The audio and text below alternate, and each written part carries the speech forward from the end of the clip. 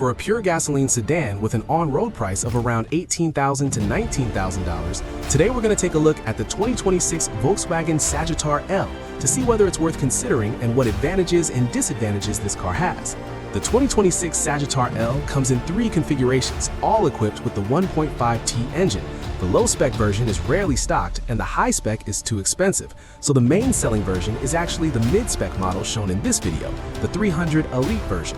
The current market price puts the on-road cost at roughly around $18,000.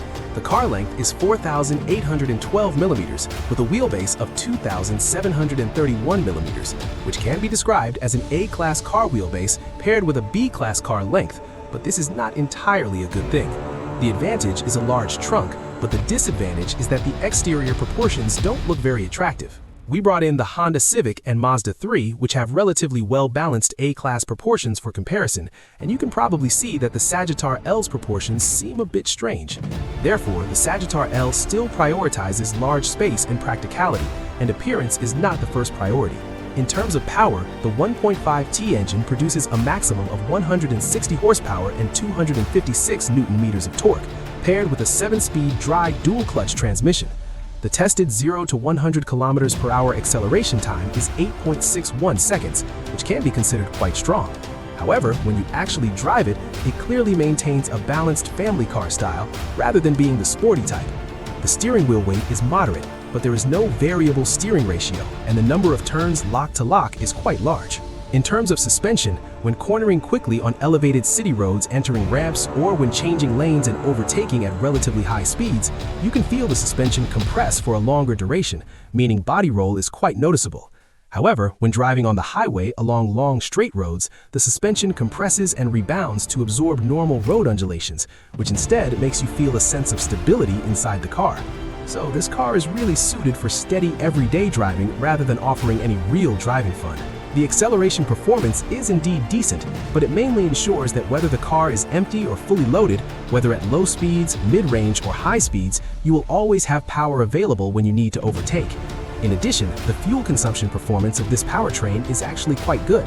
Based on previous owner feedback from the older Sagitar models with similar weight, the average combined fuel consumption per 100 kilometers is generally in the mid-6-liter range, under 7 liters, and it runs on regular 92-octane fuel.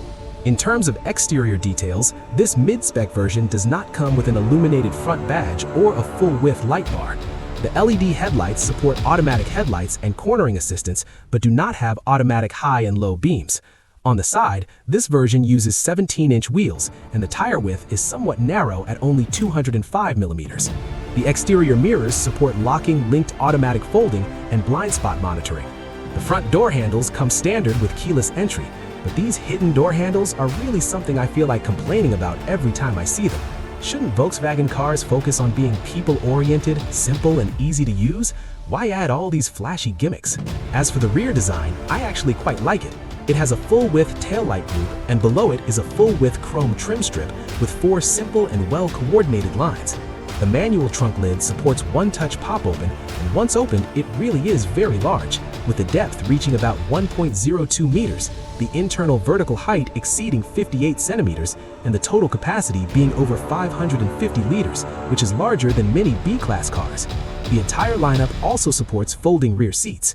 Of course, while it's truly big, it's also truly expensive. With an on-road price of around $19,000, on the used car market, you could already buy well-conditioned mid-size sedans such as the Honda Accord, Nissan Altima, Toyota Camry, or Toyota Avalon. In addition, Dongchetti Used Cars holds a special event every Sunday with subsidies up to about $1,400, and vehicles go through 328 professional deep inspection items to ensure worry-free purchases. Next, let's get inside the car and take a look at the interior. Inside the cabin, this version features a lever-wrapped steering wheel, and the multifunction buttons are purely mechanical physical buttons. This version also comes with basic Level 2 driver assistance. Further back is the column-mounted gear selector, along with a 10.25-inch instrument cluster and a 12.9-inch central control screen, which are completely shared with the previous Magaton and Tayron L. In actual use, the navigation works fairly well, and features like lane guidance and traffic light countdown are also included. Voice recognition can also be used, but correspondingly, many of the physical buttons in the central control area have been reduced. Although the climate control area remains below the screen, it is still touch and slide operated. Finally, for someone like me who's 179 centimeters tall and weighs 160 pounds, when sitting in the rear after adjusting the front seat, the legroom is about 2 fists, which does indeed make it relatively spacious among A-class cars. In addition, the height of the center floor hump in the new model has been reduced compared to the old model, but the rear center armrest has been removed. And in fact, the entire new lineup no longer has a rear center armrest. To summarize, compared to the previous model, the new Sagitar L has no changes to the chassis, wheelbase, powertrain, even passenger and trunk space. The main updates are a completely new exterior and interior design, and the level of intelligence in the central infotainment system has indeed been greatly improved, basically ranking near the top among gasoline cars. However, the previous mid-spec 1.5T version could be purchased on the road for just over $16,000, while this new version costs close to $19,000, so the price still feels a bit expensive. For a pure gasoline SUV with an on-road price of $21,700, today we're going to take a look at the Wildlander 2.0-litre two-wheel drive luxury edition to see whether it's worth considering and what its strengths and weaknesses are. The car's about 4.65 metres long with a wheelbase of 2690mm and a curb weight of 1.59 tonnes.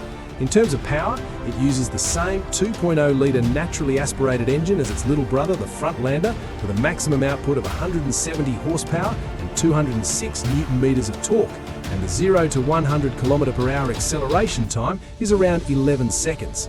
Compared with similarly priced 1.5T CR-V models and 1.5T versions of the Tan-U, both of which do a bit over 9 seconds, its acceleration result is indeed a bit weak, basically making it the slowest car you can buy in its class. Of course, fuel consumption really is quite low, with real owner feedback showing an average combined fuel consumption of only 7.41 litres per 100 kilometres, while the two models mentioned earlier are both above 8 litres. Even though the power is already like this, its chassis is not the kind of very soft, very comfort-oriented setup. Instead, it is clearly more solid and steady, and the steering feel of the wheel also leans more toward being firm and sporty. So this mechanical foundation is obviously meant to accommodate stronger power, and the 2.0-litre naturally aspirated powertrain on this car is clearly holding it back, slow acceleration and louder noise. Anyway, I personally feel that judging by this car's steering style and chassis texture, the 2.5 Hybrid series should be its true essence, but it's about to Hyundai, and this 2.0 naturally aspirated version is cheaper. The lowest trim is just over $19,500 on road, the mid-trim is just over $21,000 on road, and the luxury edition in this video is considered a high trim at just over $22,500 on road under current market conditions. In terms of exterior, the biggest identification point of this version is that the roof finally comes with roof rails, because the two trims below it do not have roof rails. The wheel size is also 18 inches, but the design changes to this denser, darker multi-spoke style, and the tyre width remains 225mm. In some other details, you can see that its turn signal is still a dual-short bulb, and the high-low beam integrated single projector LED headlights also come with automatic headlights and automatic high beams. The exterior mirrors fold automatically, and front keyless entry, front and rear parking radar, and a 360-degree panoramic camera are all standard on this version. Even the rear has exposed dual exhaust outlets. Unfortunately, this version does not have a power tailgate, and its tailgate handle is designed relatively high, so opening it still feels a bit heavy. But after opening the tailgate, you can see that its trunk, like the CR-V, has a very large volume, a very large opening, and a very low load floor. After folding the rear seatbacks forward, there will be a slight slope, but it won't be like the CR-V with a very obvious step at the seam. Next, let's get into the car and take a look at the interior. Looking at used car resale value on Dongchetti, this car's retention seems pretty decent as well, with around 3-year-old examples still able to sell for about $15,300 to $16,700. Also, Dongchetti Used Cars runs a weekly Sunday promotion subsidising different models by 10,000 RMB, and all vehicles go through 328 professional in-depth inspection items to ensure worry-free condition. After opening the door, overall the interior materials and trim are still acceptable in similar decoration and materials. For example, the door panels use a large area of full-piece leather wrapping, and the dashboard also uses a lot of soft padding, so the plastic feel is not very strong. The steering wheel is also wrapped in genuine leather with a relatively delicate feel. In addition, this version also comes standard with basic L2 level driving assistance. Behind it is a fully digital instrument cluster, but the center screen is indeed a bit small at 10.25 inches, and it also does not include navigation. In addition, the display area for the 360 camera is very small, and the resolution is relatively low. Functionally, what you may use more often is probably just CarLife, CarPlay, and Huawei HiCar for phone mirroring, and these are equipped quite comprehensively. Below the screen, the climate control area is entirely physical buttons, and further down, this version does not have wireless phone charging. Up front, there's a 12-volt power outlet and a traditional USB port, and inside the glove box, there are also 2 USB-C ports. Finally, let's go to the rear seat to experience it. With a 2690mm wheelbase, to be honest, the rear space performance is average and not particularly outstanding, but the seating comfort is decent. The cushion padding is very wide and substantial, and the rear seatback angle supports 2 levels of adjustment. The main thing is that as soon as you sit down, you feel the whole seat height is just right. It's not so high that your legs are propped up, and it's not so low that you can't put your feet down. So overall, the seat shape also brings a kind of wraparound feel and a recessed feel that is quite comfortable.